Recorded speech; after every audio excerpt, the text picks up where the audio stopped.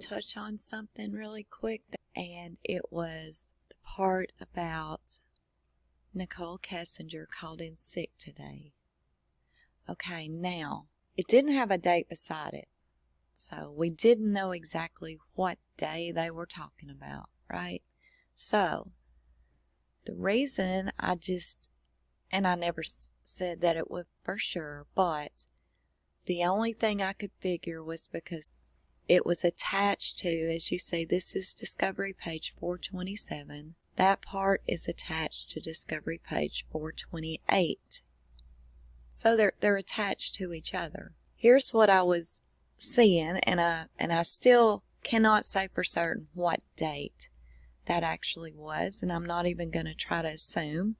I will tell you what some people thought and speculated it could be, but I'm not going to make any calls. As you will see, this is all notes from the 13th. This was the call. This is their home address. Over here, it definitely says Nicole Kessinger, possible defendant's girlfriend. And on down through here, you can look at these notes and see these are absolutely from the 13th. It also talks about the phone being found under the couch cushions, and we all know that all happened on the 13th. Anna Darko, their daycare is in Erie. Nicole is adamant that Chris is cheating, credit charged for dinner. So as you remember, most of you that know this case know this is all notes that Coonrod took from the 13th, correct? And so when we go on down, that one was attached, and it did say Nicole Kessinger called in sick today. And then directly under it, last badge yesterday at noon. So you can only assume that this last badge yesterday means Nicole, because it's right under her name. Well, obviously, she could not have last badged yesterday at noon if it was actually the 13th. Noon would have been on, yesterday would have been on Sunday. So you go on, and it says plainclothes officer today, tomorrow, and Friday. And you can take what you will from that, but today, tomorrow, and Friday, that sounds like 3 days to me. And it also sounds like today would be a Wednesday, and then tomorrow's Thursday, and the next day's Friday. Now, maybe I'm wrong. I'm not saying that I'm certain. I'm just guesstimating. So, say it from that. It looks like this could have been on Wednesday. So that would mean she last badged yesterday at noon, maybe Tuesday or Monday. But the point I'm getting at is the speculation, and from the way it actually looks, this did not mean she did call in sick on Monday. A lot of people speculate it was probably the 15th, which was Wednesday, which would mean here today. So, take what you will. That's the thing. I'm not going to say for certain she called in sick on Monday. Put that together because it was attached to all the Monday notes at the same time. When you go on down and read this, which is I really couldn't make out that well, I guess, but I believe that means Wednesday, Thursday, and Friday. And if last badge was yesterday at noon, that would either be Tuesday or Wednesday. Take it for however you will, but I don't believe it was Monday. Okay, let's get on into part. In part 10, we ended with Jeremy and Jennifer Lindstrom's notes from their interview. And I'm not sure if some of you have saw this, but there's another channel. It looks like a newer channel. I can't really remember the name of it. Something Talk. But anyway, they have a recent interview of Jeremy and Jennifer. And I believe it was from August the 13th. He interviewed them again. Their story's still basically the same, but, you know, they're kind of now looking in hindsight at things. So, you know, it's a pretty interesting video to check out. I looked at it, and it's pretty interesting. So, you know, if you haven't already seen it, you know, it's worth a watch, and it's worth a listen. So, but anyway, that is where we ended with part 10. Now let's get straight on into part 11. And part 11 is going to be the consent search for Chris and Shanann's home. And These are the officers that was involved in the consent search. And the synopsis reads, consent of search 2825 Saratoga Trail on the morning of 8/15/2018. And it reads, action taken on 8/15 at approximately 6 a.m. I, CBI agent Matthew Saylor, responded to 2825 Saratoga Trail to conduct a search of the residence. Consent had been granted by the homeowner, Chris Watts, the previous evening during a videotaped interview. Additionally, Watts gave consent to any and all testing and collection of evidence that was deemed necessary, specifically the use of alternate light sources for the detection of the presence of blood evidence. Upon arrival, I met with CBI crime scene analyst Dave Yoakum, Frederick Police Department Detective Dave Baumover, and Frederick Police Department Officer Steve Walgie. Detective Baumover contacted Watts by phone to obtain the code for the lock on the front door that would allow us access into the residence. Upon entering the residence, we located a Dachshund in a small kennel in the area near the garage pedestrian door and placed the animal outside in the enclosed backyard. Yoakum took overall photographs of the residence. We then began our search. I noted that the residence was very neat and orderly. The items in the cupboard were organized and labeled. The items in the basement were all organized and packaged in many plastic totes. I noticed that the clothing in the closets were neat and orderly, arranged by clothing type and color. The only exception was the office and its adjoining closet, which had clutter on the desk and items strewn in the floor. The office and closet were in contrast to the remainder of the house. I noticed that all of the beds had been made, as I was advised that on previous consent searches of the residence the kids' beds were unmade, and the master bedroom bed was stripped of its bedding. Yoakum conducted Blue Star testing on the bathrooms, stairs, entryway to the garage, and bedrooms, and no presumptive blood was located. During the search, I was advised that FBI Special Agent Tory Smith, was responding to the residence to assisting downloading contents to the router in the residence. Special Agent Smith arrived and connected to the router with his laptop. Special Agent Smith took screenshots documenting his connection to the router and the router settings. It should be noted that the router time was set to General Mountain Time, 8 o'clock, Pacific Time, U.S. and Canada, so there is a 2-hour discrepancy with local time, Mountain Daylight Time. Special Agent Smith downloaded the router log and provided me with copies of all screenshots and the log, which are attached to this report. The router collected as evidence. See Special Agent Smith's report for additional details.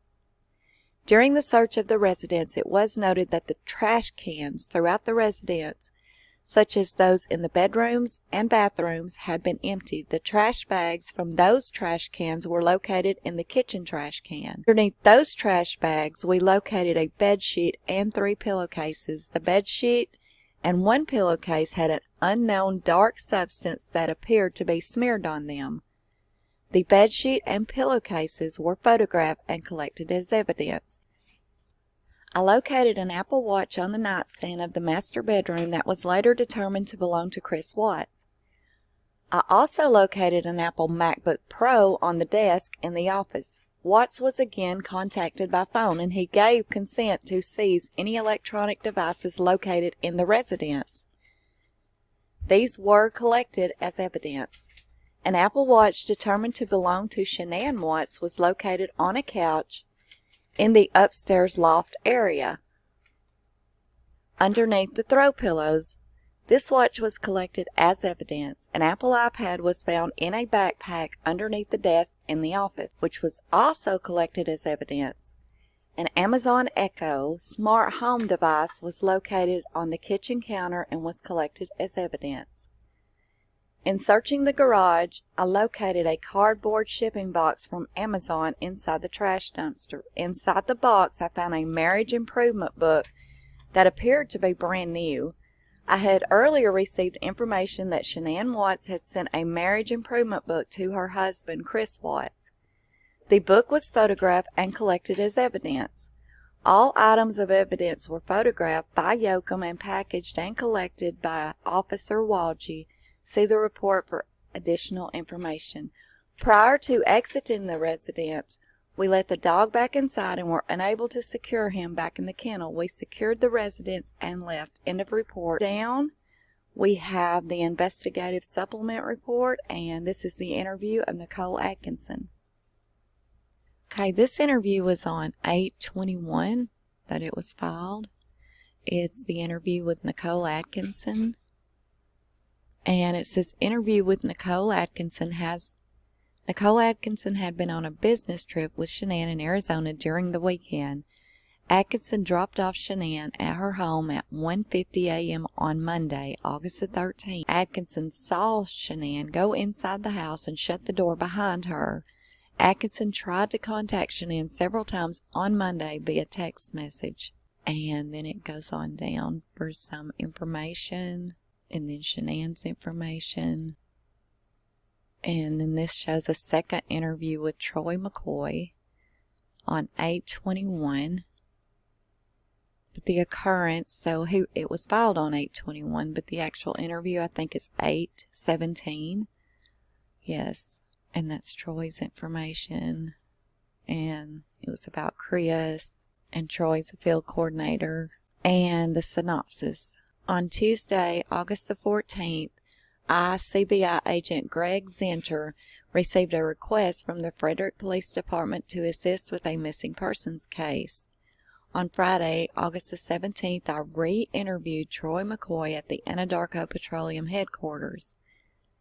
The purpose of this second interview was to clarify some timeline questions and to inquire about McCoy returning to Survey 319 on Tuesday, August the 14th at about 2:12 p.m. Action taken. On Friday, August the 17th, FBI Special Agent Philip Jones and I contacted Troy McCoy and asked him if he'd be willing to speak with us again about his relationship with Chris and any other information he had about this case. McCoy agreed to meet with us and voluntarily came to Anadarko headquarters. An initial interview was conducted and McCoy on August the 15th. But new information had been discovered and a second interview was needed. Jones agreed to complete the report for the first interview. This interview with McCoy was recorded. The following is a summary of the interview. For a complete account of the interview, please review the attached audio file. And instead of saying Watts, I'm going to say Chris because, I don't know, I'm just going to say Chris. McCoy said he saw Chris on Friday, August the 10th. McCoy said Chris told him that Chris took off Friday, off of work, to take his wife Shanann to the airport for her business trip in Arizona. Well, we know Chris did not take her to the airport. Nicole did.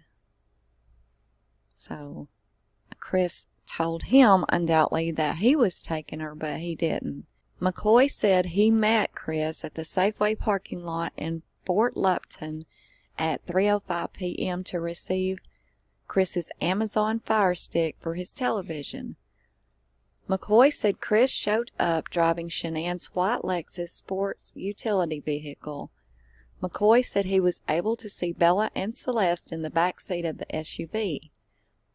McCoy said he could see both children were buckled into their car seats, and he said he waved to Bella and Celeste, and he could hear them laughing. McCoy said he knows Bella and Celeste from past contacts with the Watts family. McCoy said as he was talking to Chris in the Safeway parking lot, McCoy received a phone call from Cody Roberts, which is another Anadarko employee, and Roberts told McCoy there was a leak in the bypass line on the oil well at Survey 319. McCoy said this leak was small enough that it could wait until Monday to be fixed. Okay, I find this odd that any leak could wait till Monday. I don't care how small. Just a few months prior to this, Anadarko had these tanks that were exploding, destroying houses in nearby neighborhoods, killing people. People got killed. People lost their homes. So see, I can't understand why any leak would be small enough to chance it for all weekend. That is not a safety precaution. That is dangerous. If Nicole Kessinger knew about this leak, which is she should have, right? Because she is above safety. She's over safety. That is her place, safety and environmental. She is the one that helped landscape Survey 319. She helped do the landscaping there. So if her being above safety, if this had been brought to her attention, which it should have, I'm sure, how could they leave any leak, no matter the size, just left unattended all weekend? Doesn't make sense. My brother-in-law is a driller. He's an oil driller. I mean, he's involved with all this kind of stuff, and he said, you don't leave a leak.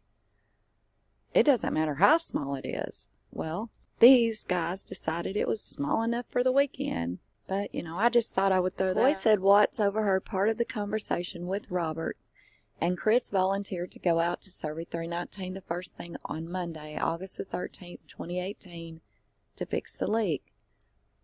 McCoy said he did not think this was unusual for Chris to volunteer to go and fix the bypass line. McCoy said he did not see or have any contact with Chris again until Monday, August the 13th. At about mid-morning at the Survey 319 site, McCoy said he thought that Chris called Roberts on Sunday, August the 12th, and told Roberts he would go to Survey 319 the first thing Monday to fix the leak. McCoy said on Monday, August the 13th, he left his house to go to work a little after 6 a.m. McCoy said he drove to Anadarko office located at that address, as is his normal routine. McCoy thought he arrived at the office at about 6:45 a.m.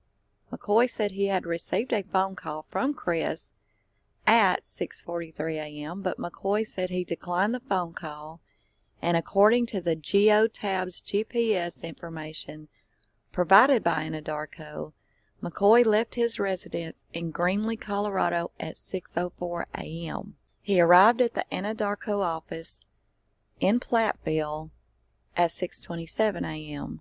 McCoy said after he arrived at work, he met with most of the team members in the break room on the north end of the office building. McCoy said he also met with Luke Apple and maybe Chad McNeil to coordinate the day. McCoy said he then got a burrito from the mobile vendor at about 7:30 a.m. McCoy said he thought he left the Anadarko office at 7:45 a.m. and drove to the Survey 319 oil well. McCoy said he received a phone call from Chris just after he left the office. McCoy said he stopped his vehicle and took his phone call from Chris. McCoy said Chris was at the Survey 319 and was testing the bypass line, which was leaking. McCoy thought his phone call lasted about 2 minutes before he disconnected and continued driving. McCoy thought he arrived at Survey 319 at about 8:40 a.m., and according to the Geotab GPS information provided by Anadarko, McCoy left the Anadarko office in Platteville at 7:44 a.m. and drove to Survey 319 and arrived at 8:51 a.m. McCoy said when he arrived at Survey 319, there were several Anadarko employees already there. McCoy said he saw Watts, Chad McNeil, Melissa Parrish, and McCoy said Chris's vehicle was parked by the wellhead, which McCoy thought was strange. McCoy said where Chris's vehicle was parked, it was not a normal place for someone to park their vehicle. Furthermore, McCoy said if Chris was going to fix the bypass line, why did he park his vehicle so far from the area that needed to be fixed, which was near the tanks, not near the wellhead? McCoy drew a box on an aerial photo of the Survey 319 where Watts' truck was parked. McCoy continued and said Watts is usually a fairly decent dressed man, and said Chris usually has on tight-fitting, fire-resistant clothing, but on Monday, Chris had on a dark blue shirt that was baggy and looked like it was an older, fire-resistant shirt. McCoy also said Chris had on a pair of pull-up boots, which McCoy thought was strange because he knew Chris had a new pair of Red Wing boots that he was wearing recently. McCoy also commented that Chris normally wore boots that had laces, and McCoy said he even noticed that one of Watts' pants leg was stuck inside the top of his boot, and the other pant leg was straight. McCoy said he commented to Chris, "What, are you slumming it today?" McCoy said Watts laughed at his comment. McCoy said he didn't notice anything else unusual about Chris and said Chris appeared to have a normal demeanor. McCoy said after they determined they could not fix the bypass line, they all decided to move on to Survey 1029 site. McCoy said he was watching Chris as Chris approached his vehicle, which was still parked by the wellhead. McCoy said he saw Chris pause for a moment and saw Chris was looking out into the field to the south of the pad for just a moment. McCoy said he wasn't sure what Chris was looking at, and according to the GPS information provided by Anadarko, Chris left Survey 319 at 9:30 a.m. and McCoy left Survey 319 at 9:31. Parrish and McNeil also left the site and went to Survey 1029 at about the same time. McCoy said they all stayed at Survey 1029 for the rest of the morning. Chris's GPS shows he was at Survey 1029 from 9:39 a.m. until 12:57 p.m. when he left. McCoy stayed at Survey 1029 until 1:59 p.m. when he left and drove to Hudson, Colorado. McCoy said when they were all at Survey 1029, Watts started getting numerous phone calls from a neighbor who was at his house looking for Shanann. McCoy said he heard Chris talking to this neighbor, and the neighbor had been trying to get a hold of Shanann all morning and could not find her. McCoy said he also heard Chris say that Shanann had missed a doctor's appointment earlier in the day. McCoy said Watts said he was getting worried about Shanann because no one knew where she was at. McCoy said eventually Watts said he was going to leave and go home to see if he could figure out what happened to Shanann. McCoy then commented that Chris needed to defecate and pulled his pickup to the side of the holding tanks on 1029. McCoy said he didn't initially think that was unusual, but after all of the media attention this case had received, he got to thinking that Chris may have buried some evidence by the tank when he claimed to have defecated. McCoy said he ended his day on Monday at about 4 p.m. after all his employees had cleared from the field. McCoy said he did have some short text messages with Chris on Monday evening, but he did not speak with Chris. McCoy said he was asking about Shanann, and Chris's responses was very short. McCoy said on Tuesday, August the 14th, he started his day like most others by leaving his house early in the morning and driving to the Anadarko office. McCoy said he met with his team and made plans for the day. McCoy said he had learned from Luke Epple that Watts would not be at work on Tuesday. McCoy said he got a burrito from the mobile vendor and then went out to another oil well site to assist one of his guys at the site. McCoy said this site was at about County Road 22 and County Road 31, and it was approximately 7 miles from the Anadarko office.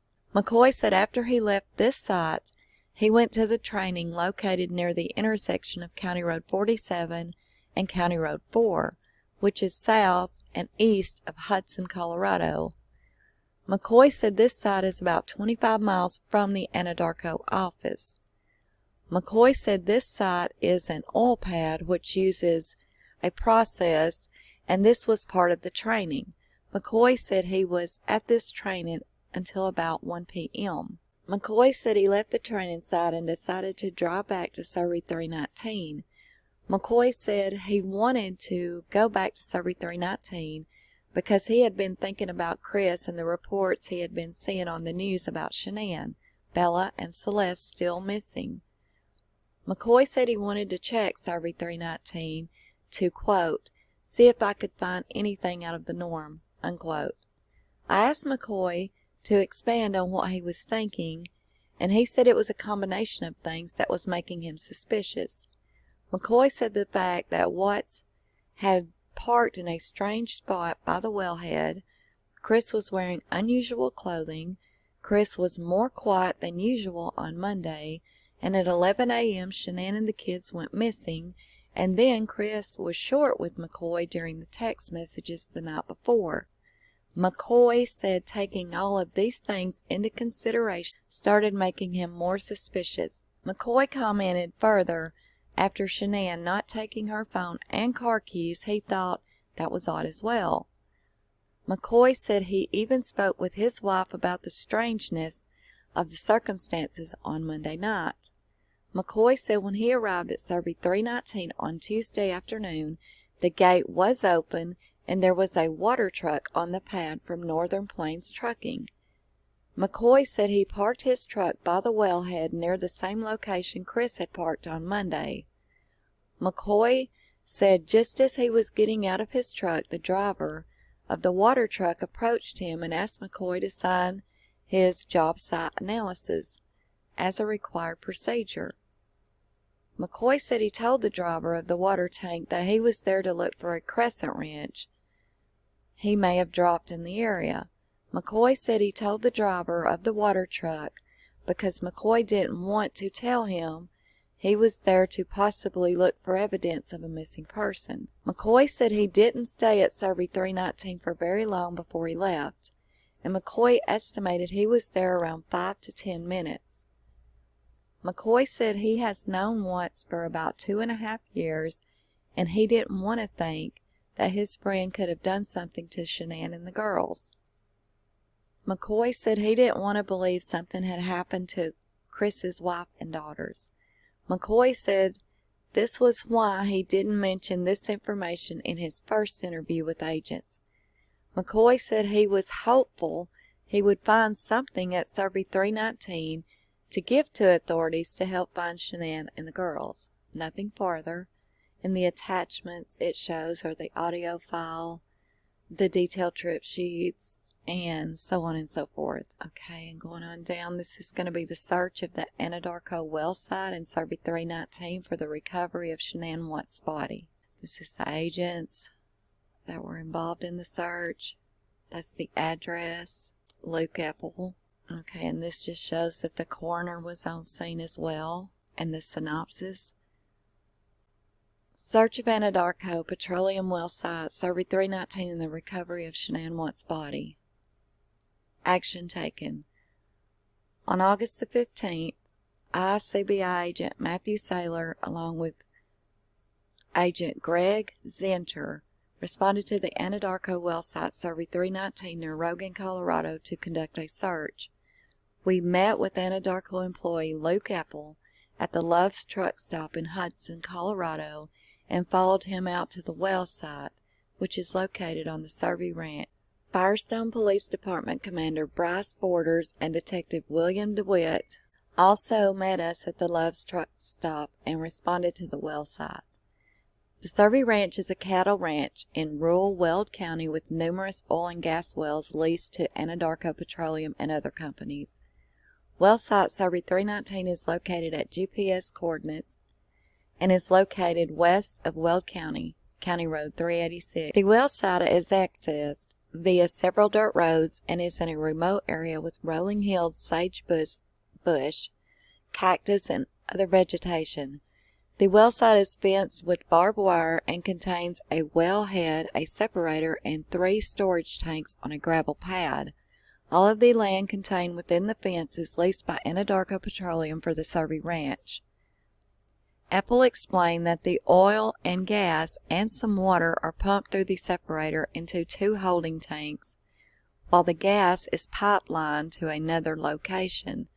The water and oil mixture are held in the 2 holding tanks, each with a capacity of 400 barrels, and the water and oil separate.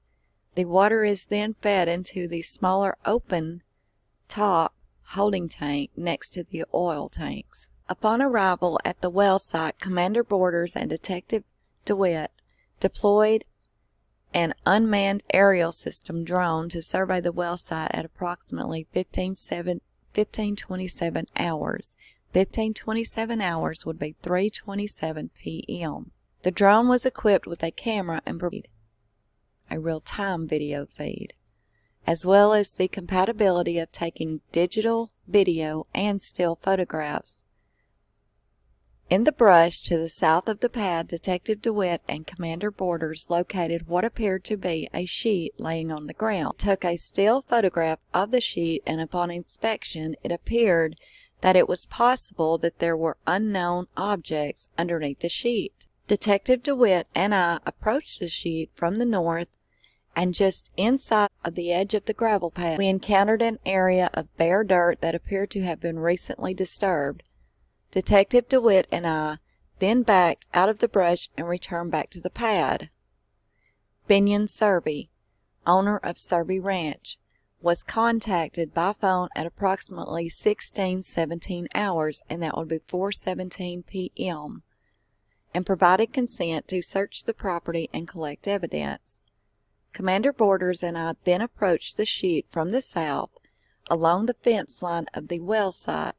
The wind was blowing in that direction, and I was attempting to determine if I could detect the smell of decomposition. Upon reaching a closer proximity of the sheet, I was able to determine that it was not as large as had appeared on the video screen of the drone controller, and most likely did not have any objects underneath it. I noted that the sheet appeared to be a fitted sheet of the same printed pattern as the flat sheet that was located in the kitchen trash can and was found during the search of Chris Watts' residence earlier that day. I also noted 2 black lawn and leaf garbage bags with red drawstrings in the brush near the sheet that appeared to have been left there recently. I requested CBI crime scene analysis Dave Yoakum, who assisted in the previous search of the residence, to provide me with a copy of the photographs of the sheet located in the trash can. Yoakum provided me with those photographs via email, and I compared the sheet in the photograph to the sheet on the ground of the well site and determined that they had the same printed pattern. I then physically checked the sheet and determined that there were nothing underneath.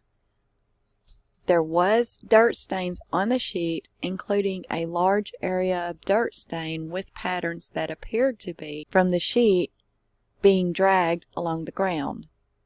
Photographs were taken of the sheet on the ground and of the stains on the sheet with my cell phone. Copies of the photographs were attached to this report, and I also checked the garbage bags and found that neither bag had anything in them. Yoakum was requested to respond to assist in processing the scene. It was determined that a search warrant would be sought for the property. When advised that additional personnel would be responding to the scene, Apple decided to shut down the well and vent the holding tanks for safety. Yoakum and Caitlin Schroeder responded to process the scene. While waiting for the search warrant to be obtained, I was advised by CBI agent in charge Kirby Lewis that Chris Watts had confessed to dumping the bodies of his wife Shanann and his children Bella and Celeste at the oil well site. The coroner was then requested to respond. Lewis also advised me that Chris stated he left some of the girls' clothing and some toys wrapped in the sheet that he had located. See, Chris That's another thing that gets everybody, because Chris told them that they would find some of the girls' clothing, and I think he said their blankets and stuffed animals there with that sheet. The thing is they weren't. They were not there. The only thing that was there was the sheet. The stuffed animals, the blankets, and everything he's speaking of here was actually still, it wasn't there, it was still in his truck. So, Commander Borders and Detective DeWitt again deployed the drone to search the well site for these items before the sun set and it became dark. A thorough search of the area was conducted, but no items were located. I later received information from Lewis that Chris had marked a copy of a photograph of the area previously taken by the drone with the locations of the bodies. Chris indicated that Shanann was buried in the area of disturbed dirt we had previously located, and that Bella and Celeste were in separate oil tanks. I was provided with a copy of the photograph marked by Chris and observed an S indicating Shanann on the area of disturbed dirt and a B indicating Bella on the west oil holding tank and a C indicating Celeste on the east oil holding tank. After the search warrant was secured, Yoakum and Schroeder documented the scene with digital photographs and measurements. They collected the sheet, black trash bags, a rake head that was found stuck in the ground on the north edge of the disturbed dirt, and a wooden handle apparently belonging to the rake head that was found in the bush to the east of the area of the disturbed dirt. Ethel, Yoakum, and I climbed the stairs to the top of the oil holding tanks, and due to the dangerous conditions associated with the opening the tanks, Ethel was required to complete additional paperwork and accompany us with gas monitoring device. I was only allowed to use an safe flashlight to peer into the oil holding tanks to attempt to observe anything inside of them. I was unable to observe any objects in the tanks and noticed that my vision inside the tank was obstructed by visible gas fumes. I noticed that the only openings on the top of the tanks, and therefore the only access available to Chris to place the bodies of Bella and Celeste into the tanks, were very small. We took photographs of the opening, and with a tape measure across them with my cellular phone, the opening measured 8 inches. If you don't have a tape measure and you haven't already seen this and heard this comparison, 8 inches round is actually the exact same size as a standard size paper plate. Arrangements were made to have the oil holding tanks drained in the morning, and arrangements were made to have overnight scene security by the Frederick Police Department officers. Upon arrival at the Weld County Coroner's Office, investigator Joy Weiner, we began to excavate the area of disturbed dirt. Special Agents Philip Jones and Mark Lear of the FBI and Detective Dave Baumover and Officer Scott Coonrod of the Frederick Police Department also arrived on scene to assist. Photographs were taken to document the process. The portion of Shanann's body closest to the surface was located at approximately 3 inches below the surface. The body was laying face down in a kneeling position, with her head facing in a westerly direction, and in a declining position deeper into the ground from her torso. Shanann's arms were outstretched in front of her, and her feet were pulled up underneath and behind her, so she was on her knees. Shanann was exhumed from the ground and placed in a body bag. Investigator Weiner took possession of Shanann's body. See Yoakum's report for additional information. End of report. So she was on her knees, face down on her knees, with her head to the side. Okay, this investigative supplement report is the interview of Addie Molony. Officer Galbraith is the one that interviewed her by phone on 8/15. It says, Addie is a good friend of Shanann and a co-worker.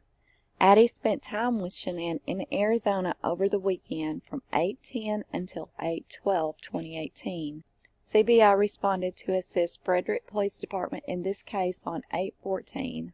On 8/15/2018 at 9:34 a.m., I spoke with Addie Molony by phone. Addie met Shanann about 3 years ago through her employment with Lavelle. Shanann is part of Addie's team with her home-based business. Addie and Shanann were friends, and Shanann confided in Addie. Addie lives in Westminster, Maryland, and the two stay in touch via phone, text, FaceTime, and social media. Addie was with Shanann in Scottsdale, Arizona for a Thrive conference over the weekend of 8/10 through 8/12. Addie dropped Shanann and Nicole Atkinson off at the airport in Arizona at about 17:45 or 1800 hours. That is going to be between 5:45 and 6 p.m. on 8/12. That was the last time Addie saw Shanann.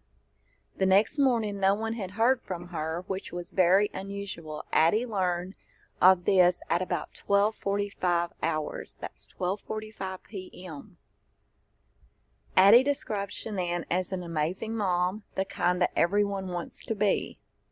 She was so on top of things and very loving. Things between Shanann and Chris seemed perfect until a few weeks ago. They had always been very happy together before a few weeks ago. They adored each other, and they had great kids and that were joyful, and there was no issues.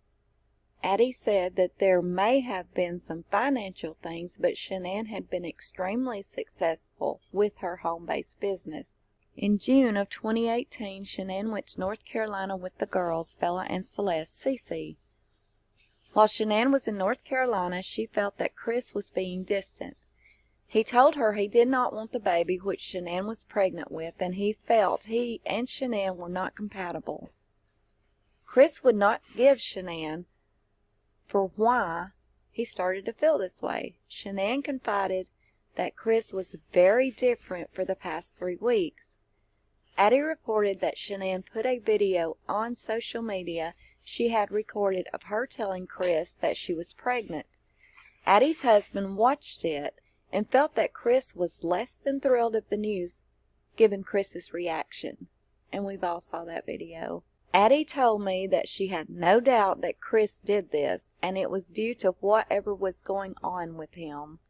Shanann told Chris that she did not feel safe with him after he told her he did not want their baby, and especially after Chris would not even hold Shanann when she was hurting from what Chris was telling her. Addie thought it was around August the 8th that Shanann shared this information with her by text message. Addie described Shanann as extremely successful with her Lavelle business.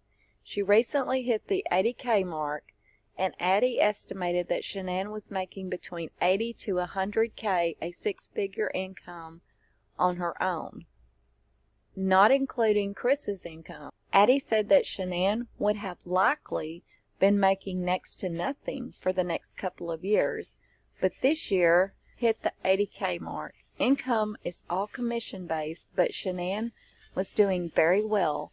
Addie said it is hard for her to tell really what Shanann was making. In Arizona, Shanann was, quote, a wreck, unquote. This was atypical for Shanann because to Addie, Shanann is always polished and pulled together. She was just, quote, a ray of sunshine, unquote. Shanann looked broken. Cassandra, Cassie, shared a room with Shanann for the conference and agreed with Addie in that she had never seen Shanann like this. On Saturday night, 8/11, Shanann was very distraught and shared that Chris had supposedly gone to a Rockies game and then out to eat. There was a $62 charge that Shanann was alerted to. Chris told her he ordered salmon and beer. This amount seemed for more than one person to Shanann. Addie tried to suggest that maybe Chris bought beer for his friends, and Shanann believed that Chris would tell her if he had bought beer for his friends. Addie said Nicole Atkinson would know which restaurant the charge was at. They went online to look up the prices for beer and salmon, and things did not add up. Chris eating salmon was not weird, because that is what he eats, according to Shanann. Addie said that she would have never in a million years thought that Chris would cheat on Shanann until a few weeks ago when he changed. Addie asked if she had gone through Chris's phone and Shanann had not, and said that he would not be that stupid to have evidence of an affair in his phone. Though Shanann had recently seen Chris deleting messages between him and his father, Addie was aware of a severe falling out between Shanann and Chris's parents. Cece had a tree nut allergy. Shanann went to North Carolina to visit with her family and Chris's family. Shanann had provided Cindy Watts, Chris's mother, a list to shop for food items for their visit due to Cece's allergies. Cindy did not abide by the list and purchased generic items that contained things or were made up in places where things were made that Cece could not eat. Shanann ended up shopping for food for Cece. Cindy served ice cream with nuts in it to the other cousins, and Cece threw a fit not being able to have it. Shanann told Cindy that she could have bought different ice cream or waited until bed to serve it to the other kids. Cindy told Cece that her mother would not let her have the ice cream. Cindy told Shanann that it was a good lesson for Cece to experience that she does not get what she wants. Shanann had indicated that Chris was supportive of her over the matter involving Cece's allergies and his mother, but then submitted to his mother. Chris's parents have not liked Shanann. I asked Addie if there was anyone else she felt needed to be looked at besides Chris in this matter. She told me that she really hoped it was not Chris, but there is no one else she knows of. Addie told me that when Nicole goes to the Watts' house, it was locked up from the inside out. The garage was the only way to have left. Shanann's car was in the garage, and the only way to have left would have been to hit the garage button and run out the closing garage door. Addie said that Shanann would have never left her things in the house like that. Addie thinks Chris hid Shanann's phone so that she could not call for help. She thinks that something happened in the bedroom, as she has knowledge that the sheets were stripped from the bed. I asked Addie to please guard the information she was making private by being on the phone with Nicole at the start of the investigation, and she agreed, but told me that much of the information is out as many of the friends were concerned and trying to locate Shanann. I asked Addie about any changes in Chris that Shanann may have mentioned. Chris was working out more for sure. He started with running and then incorporated lifting weights. He was really getting into fitness.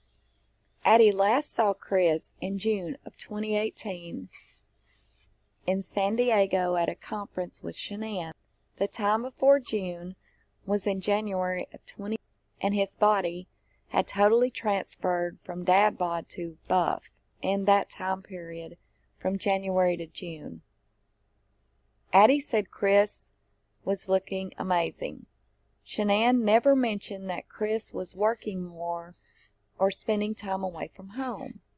Chris had always adored Shanann. Addie's husband adores Addie, and she and Shanann would joke about how truly fortunate they were that their husbands wanted to be with them and spend time with them. At dinner in Arizona, Addie wanted to talk about Shanann's relationship matters. Shanann had not told Cindy Darrasett about the matters between her and Chris, but did share with her at this time. It was known that Shanann is the one that wears the pants in that relationship, and Chris goes along with Shanann's decisions. Shanann said that Chris made a comment recently stating he wished she would just let him hang a picture one time without her telling him where it goes. Shanann replied, okay, and realized that she needed to make some changes. She had not realized that she was controlling. Shanann wanted to change to help her marriage. The friends talked with her about trying to save her marriage, and the only thing Shanann could think of working on was possibly her being controlling, and she wanted to work on that. Addie knew Shanann to have a white 2018 Lexus 350. She was under the impression that Chris also drove the vehicle when they went places together. Chris also drove a dark blue work truck. Shanann never mentioned that she rode in the truck. Addie knew that Shanann was married once before, but she did not know much about him. Addie stated that Shanann's ex-husband's new wife joined Lavelle a while back, and then she fizzled out. Addie had no information about the ex-husband or the new wife other than she grew up in the same town Shanann did. Shanann did not have benefits through Lavelle.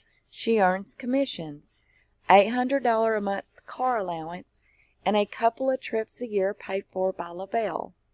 Shanann never mentioned having life insurance policies.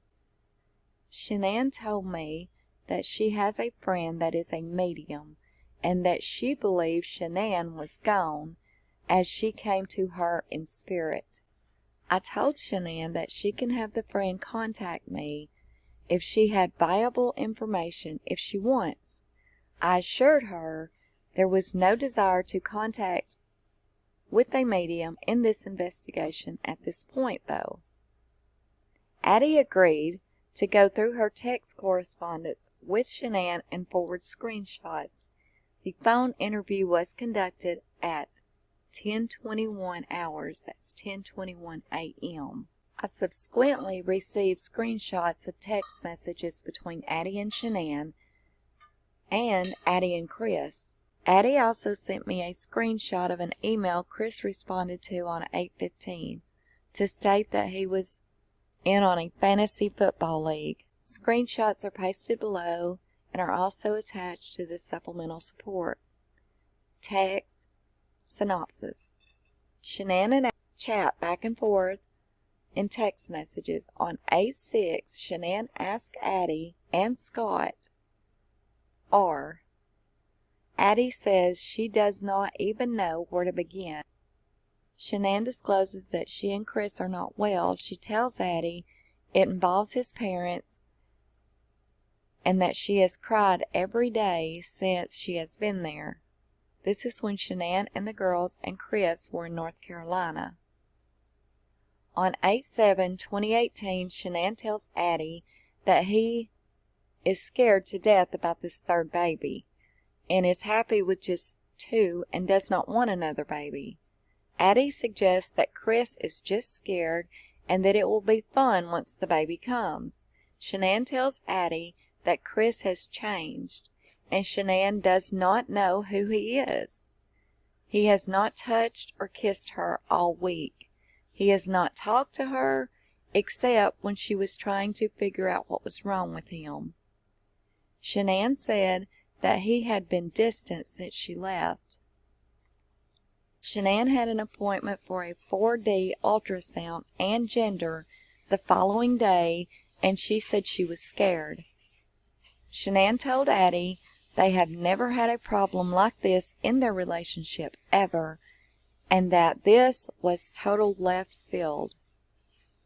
He has not asked about Shanann or the baby, though Shanann had been vomiting the other day. Shanann texted what Chris had texted her, and it said, quote, "I don't know where my head is at. I will fix it though," unquote. Shanann was concerned that Chris really does not love her anymore and that the following day would be 8 years since they started dating. On 8/9/2018, Shanann tells Addie that Chris went to the appointment, but he was cold and says she has no idea what happened. Addie suggests Shanann go through his phone to see if there is someone else. Chris was not receptive to canceling. He refused to hold Shanann, saying he was not there and could not. Shanann had been crying all week, and she canceled the gender reveal party she had scheduled. Nikki was just going to tell Shanann the gender. Shanann had asked Chris how this was a few months and how in love they were before she left for North Carolina. Chris told her he had a lot of time to think, and Shanann addressed Chris and her talking about having another baby. He was excited and happy. Shanann said she grabbed Chris's hand during the ultrasound, and he did not grab it back. Shanann said Chris rejected sex the first night they arrived there in North Carolina, and the only thing she could think of is that he has another girl. The night before, Chris told her that opposites attract, but this was not working out. Shanann asked Addie how she makes him feel more compatible if he is not giving her anything. He kept telling Shanann that he does not feel it anymore. He told Shanann she is not doing anything wrong and that it is all him. Shanann was considering calling Chris's mom to tell her she wants a relationship with them. Shanann said she thought Chris slept in the basement the night before. Shanann said it was taking everything in her not to flip on him and them, his parents. Shanann told Addie that 1 minute Chris agreed to go with her for the weekend, and then 30 minutes later he deleted his Facebook account. Shanann said that she was trying to go with the flow and he was talking, being Chris, but was still very distant. They had a talk, which was the best they had, and he was out for a run. On 8/10/2018, Shanann and Addie were arranging to eat in Arizona, and there was a miscommunication about when they are going. Shanann apologizes and blames 11 days of lack of sleep and stress. Addie asked if things were getting better, and Shanann replied that things were going in the right direction. And here is the screenshot. Shanann is going to be in the gray, and Addie is going to be in the blue. This is from Friday, August the 3rd, 7:19 p.m. Shanann asked, "How's everything going?" And Addie says, "Okay, how about you?" Shanann, "Could be better. Chris is bothered by his family shit, that I'm paying for it. I need a stiff drink." Addie, "Why are you paying for it?" Shanann, long story to text. Shanann, "What time do you get into Arizona?" Addie, "I'm not sure. You?" Shanann, "I land at 7:50 a.m. Addie, "Saturday?" Friday. It was cheaper to get in early and direct. Addie, "Oh, I'm Friday evening." Shanann, "How are you and Scott?" Addie, "Doing okay. We'll catch up this weekend. So much is going on, don't even know where to begin." Shanann, "Girl, here too. Chris and I are not well." Addie, "Oh no, what's wrong?" Shanann, "His parents. I've cried every day since he's been here." Addie, "Is he taking their side now?" Shanann, "I don't know emoji." Addie, "Scott's mom is causing problems with us too." Shanann, "I need a glass of wine." "Have you seen Thrive Nutrish?" Addie, "Like in person?" Shanann, "No, on website." Addie, "No, it's not there yet." Shanann, "Can you do a three-way tomorrow at 10 or 11 Eastern?" She said 11 is better if that works. Addie, "Yeah, that's fine." Shanann, "Chris told me last night he's scared to death about this third baby. And he's happy with just Bella and Celeste and doesn't want another baby." Okay, this is Tuesday, August the 7th at 7:17 a.m. Addie. He's just scared. Everything will be fine once the baby comes. Shanann. Addie. He has changed. I don't know who he is. Addie. Fine. Not fun. What do you mean? Shanann. He hasn't touched me all week, kissed me, talked to me except for when I'm trying to figure out what is wrong. He's been distant since I left. Addie. What's the deal with his parents? Maybe he's distant because of that. Was he on board with you leaving for that long? Could he be resentful? Shanann. He said they apologized and they didn't come to Celeste's party because they were scared of me, and that's bullshit. If you are sincerely sorry and love your son and grandkids, you reach out and say that. He was totally on board. We decided it together. Quality time with everyone. I'm supposed to go tomorrow for the 4D ultrasound and gender. Gender reveal is next Saturday. I just want to cry. We've never had a problem in our relationship like this. No joke, never. This is total left field. He was submissive to his parents last night as usual. He hasn't asked me once about how I'm feeling or the baby. I was vomiting the other day so bad and he just exited. I don't know where my head is at. I will fix it though. That's what he texted me. Addie. Oh, honey, it'll be okay. Just give him time. He's adjusting to the idea of this baby. He's scared. He shouldn't be doing this to you, but he's a good guy and he will fix it. Shanann. What if he really doesn't love me anymore? Addie. Not possible, honey. He loves you. Shanann. Tomorrow is 8 years we started dating. Addie. Could you be oversensitive? Shanann. August the 8th, Wednesday, 11:56. He said we are not compatible anymore. He refused to hug me after he said he will try to work it out. Said he thought another baby would fix his feeling. Said he refused couples counseling. Thursday, August the 9th, 4:52 a.m. Addie. What? That doesn't sound like Chris. Did he go to the appointment? Shanann. Yes, but cold. Addie, I have no idea what happened. Addie. Go through his phone. Make sure there isn't some other bitch I have to kill. Shanann. This is total left field. Addie. Why no counseling? Thursday, 4:52 a.m. Addie. What? That doesn't sound like Chris. Did he go to the appointment? Shanann.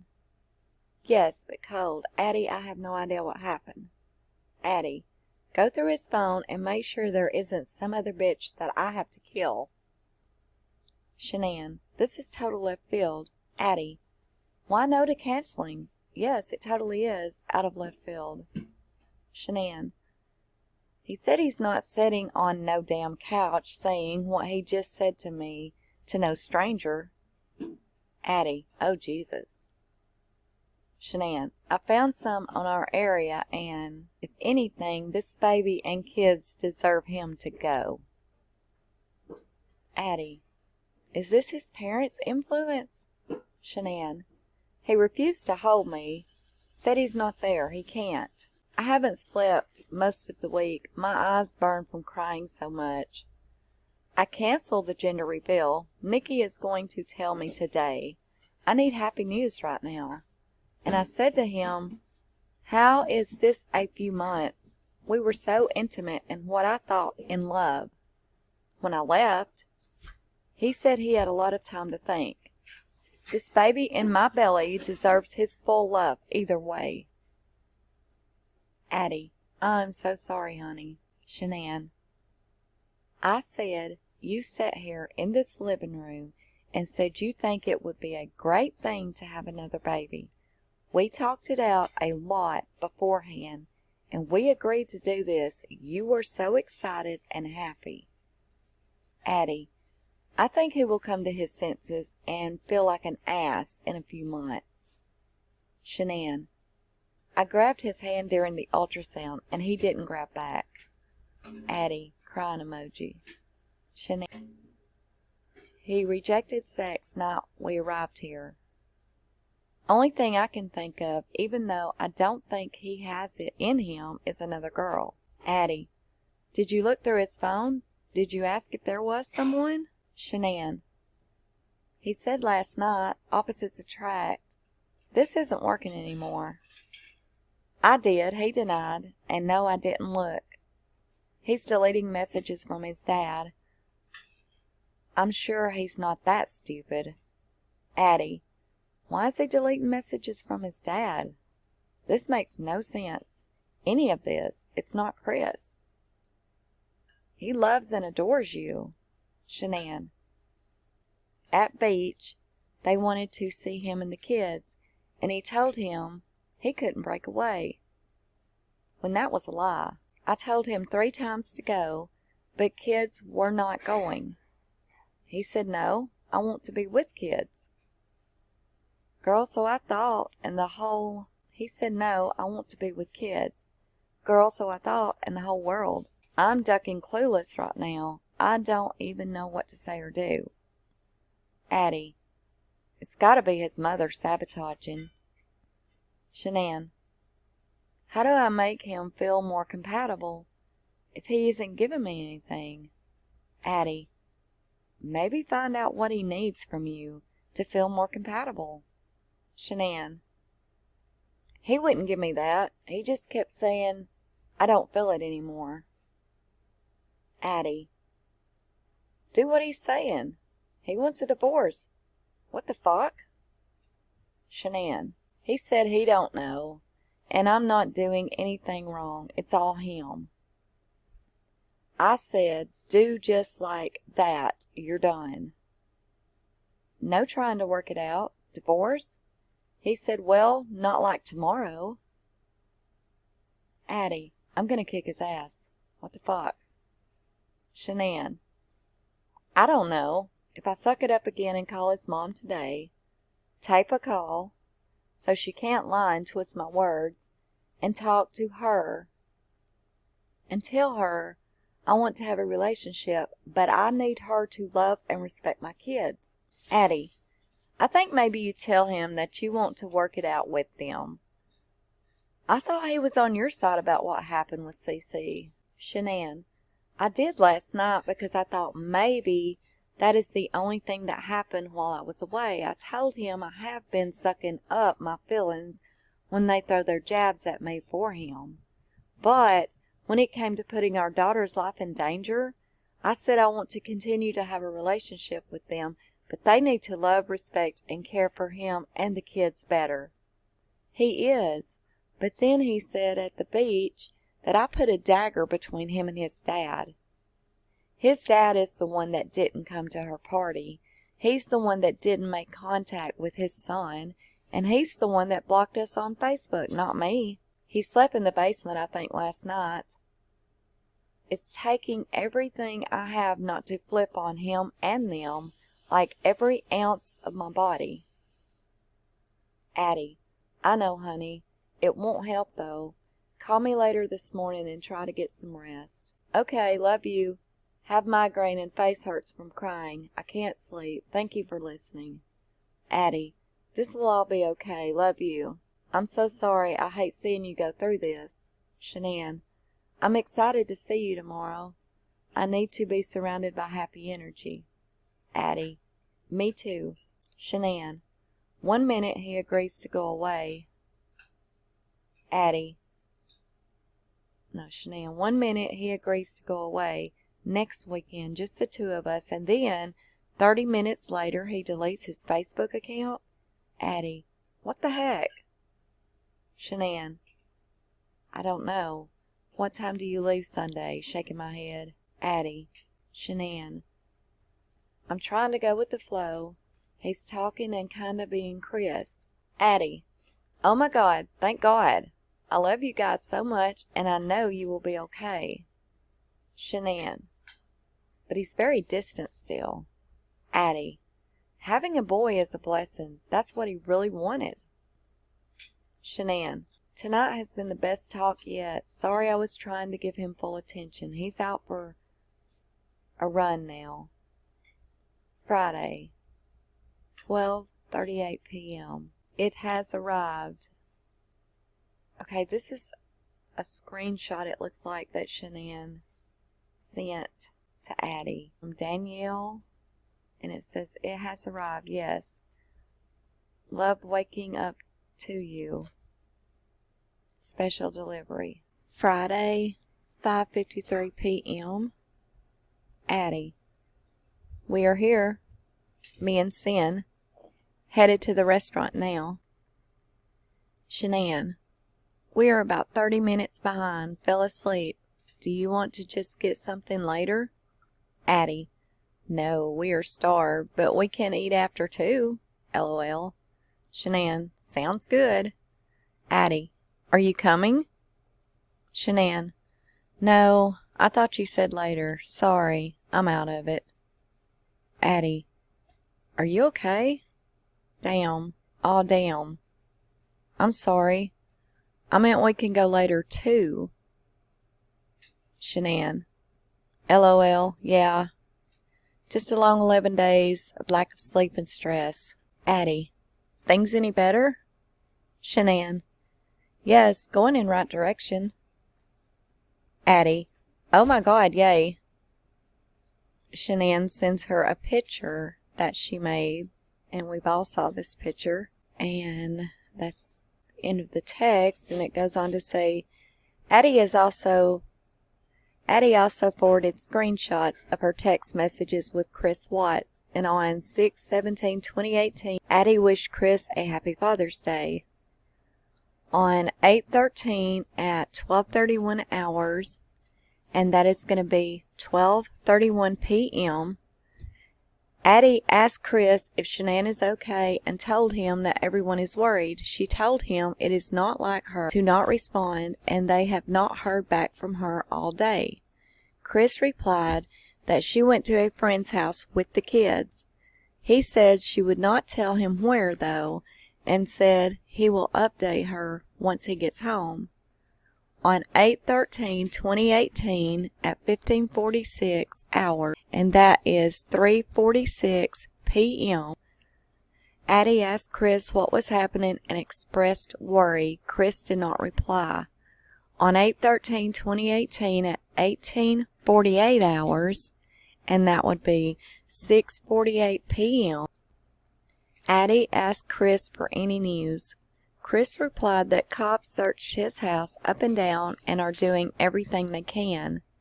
She asked what could be happening, and Chris said he had no clue.